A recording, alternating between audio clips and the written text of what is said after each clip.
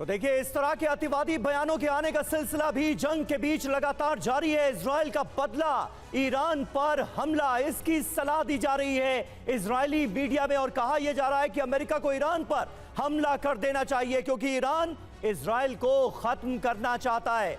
Israel पर परमाणु बम से हमले की साजिश रची जा रही है। ईरान को रोकने के लिए अमेरिका बमबारी कर दे ईरान के ऊपर, यह सलाह तक दी जा रही है। इजराइल ईरान के खिलाफ नहीं जीत सकता। लेबनान में हूती विद्रोहियों को भी ईरान का समर्थन है। हूती के पास हमास की तुलना में 10 गुना ज्यादा मिसाइलें मौजूद हैं। इस तरह के दावे, इस तरह की सलाह दी जा रही है इजरायली मीडिया में।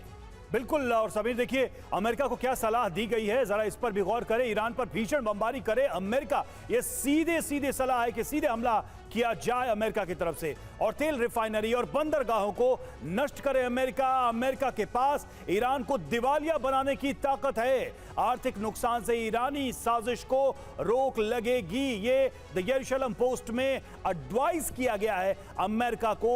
भारद्वाज सर, ये पहली बार है कि ईरान पर खुलकर हमले के लिए इजराइल की तरफ से अमेरिका को कहा जा रहा है, गुजारिश की जा रही है, यानी कहीं ना कहीं इजराइल को यह डर पक्का है कि आने वाले समय में ईरान ही सबसे बड़ा खतरा है इजराइल की। देखिए, पहली बात इस पर्सपेक्टिव में समझिए कि इजराइल, यूके, इन यूरोप और अमेरिका एक ही कैंप में है। तीनों टारगेटेड है। ईरान के डायरेक्ट टारगेट में तीनों मुल्क हैं, पहली बात। दूसरी बात, आप मान के चलिए कि जो सिस्टमिक प्रेशर है, जो डोमेस्टिक सिस्टमिक प्रेशर है, इजराइल में एक प्रेशर बन रहा है क्योंकि सीधा खतरा, इजराइल ने ये बात कही थी कि इजराइल पे अगर अटैक होगा तो यूरोप पे अटैक होगा, अगला टारगेट वही है। और उनको सीधा जो एक लीडर इमर्ज हो रहा है मिडिल ईस्ट में, वो ईरान हो रहा है क्योंकि ईरान के पास संसाधन है, ईरान के पास टेक्नोलॉजी है, न्यूक्लियर की तरफ बढ़ रहा है और चीन और रशिया उसको सीधा सीधा समर्थन दे रहा है। तो निश्चित रूप से इस खतरे को इजराइल वहां पर। संजय जी, अगर ये तस्वुर कर लिया जाए कि इस सलाह को अमेरिका मान लेता है, ईरान पर हमला कर देता है, तो फिर उसका नतीजा तो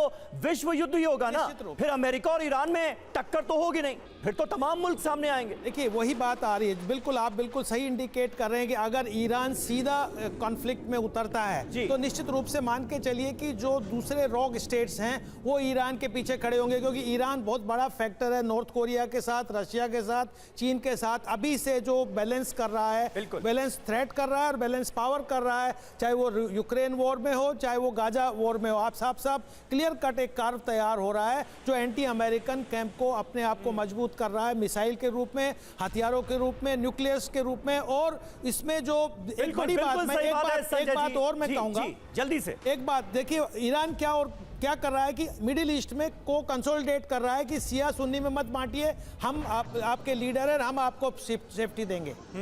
बिल्कुल सही बात है। और जिस बात का आप जिक्र कर रहे हैं यही तो है विश्व युद्ध की मोर्चाबंदी।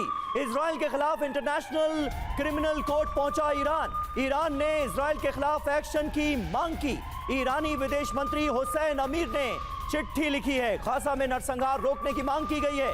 आईसीसी में इजराइल के खिलाफ मुकदमा चलाने की मांग भी की गई है ईरान की तरफ से।